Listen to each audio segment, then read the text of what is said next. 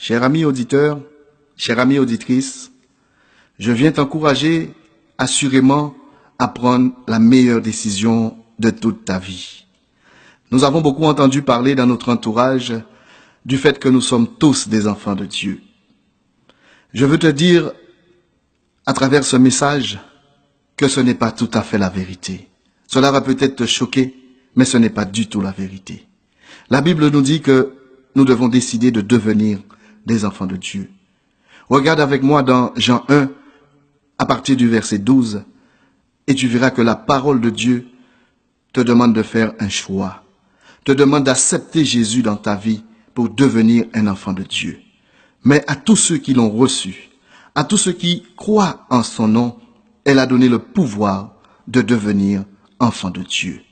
Cela veut dire que, à la base, tu n'es pas un enfant de Dieu. Le Dieu Tout-Puissant, le Dieu que tu connais, c'est le créateur de toutes choses. Il a créé le ciel et la terre et tout ce qui s'y trouve. Il est donc ton créateur. Quand tu acceptes la lumière, quand tu acceptes Jésus-Christ de Nazareth, pas un homme, pas une religion, pas une dénomination, mais Jésus qui est la lumière, quand tu l'acceptes, tu deviens un enfant de Dieu. Même quand tu ne vas pas comprendre intellectuellement ou spirituellement les choses de Dieu, mais avec ce verbe devenir, tout est dit. Tu peux devenir un enfant de Dieu. De la même manière qu'un homme, qu'une femme, qu'un époux, qu'une épouse, qu'une mère, qu'un père décide d'avoir des enfants, c'est de la même manière que nous devons décider d'avoir un Père céleste. Ce n'est pas quelque chose d'acquis. Nous devons prendre cette décision. La Bible, Dieu nous dit dans sa parole que il met devant nous la vie, il met devant nous la mort.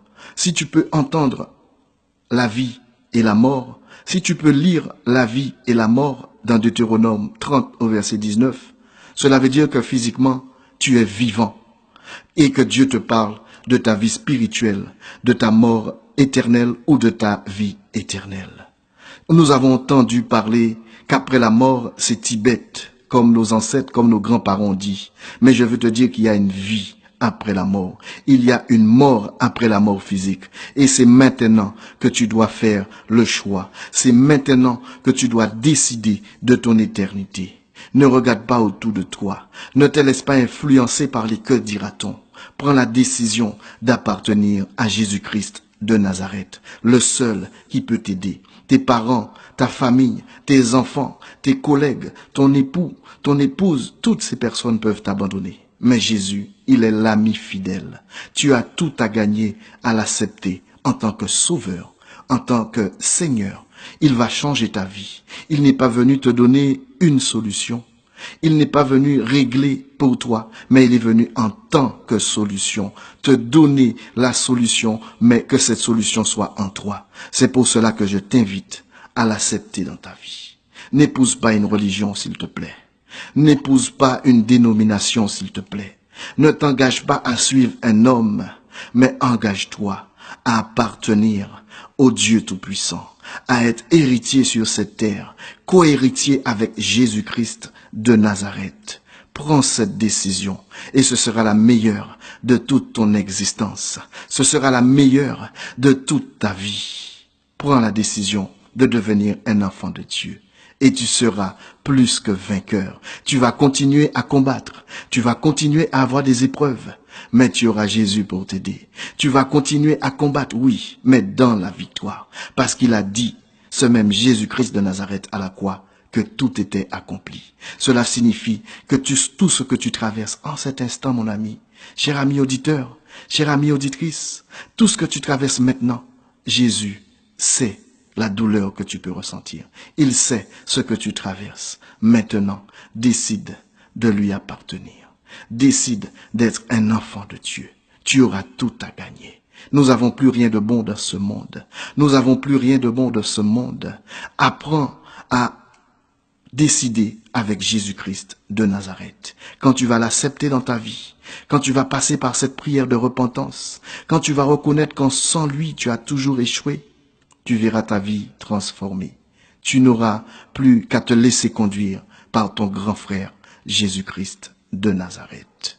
Je t'encourage vraiment à prendre cette décision, mon ami. Je t'encourage vraiment à donner ta vie à Jésus-Christ de Nazareth.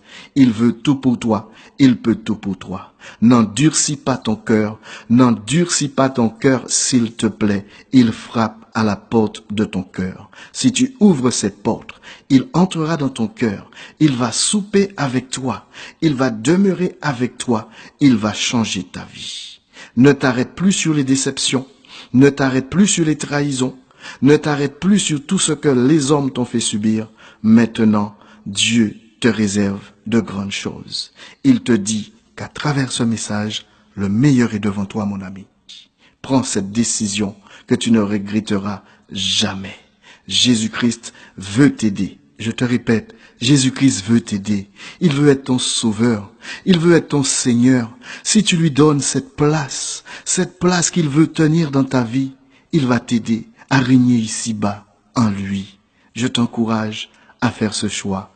Je t'encourage à donner ta vie à Jésus et tu ne le regretteras, comme je te le répète, jamais.